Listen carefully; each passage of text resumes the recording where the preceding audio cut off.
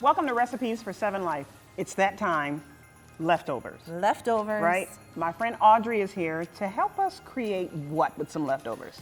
I call it a leftover tower. I like it. I like it. Stack it all up and eat it. Tell everybody what you did here. So the thing that we did that's a little different is we took the stuffing and Yeah. then we put it in a waffle maker and made stuffing waffles. Yeah. So I would've like never my thought of that. stuffing crunchy and a little crispy on the edges, so this is a way to get that done. Yep. And then honestly, you can layer whatever you want on here, whatever you're a fan of. Yeah. So like this one we did the stuffing waffle, then we did turkey, then mashed potatoes, some gravy over the top, and then of course a little cranberry sauce. I know it's your favorite.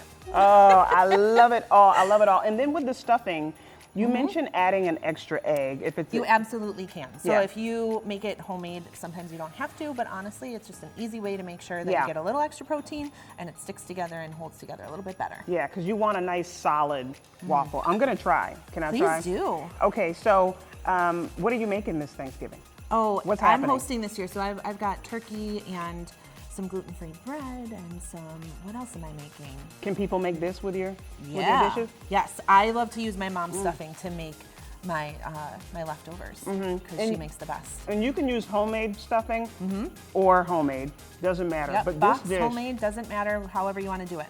this dish is delicious. Thank you. I love it for breakfast. Yes. So I actually do a little waffle and then I put like a sunny side up egg over it. Ooh, that's a good idea. Because my mom puts sausage in hers, so it's kind of like Nice. breakfast all rolled into one. Yeah, so what we're hearing is there's options.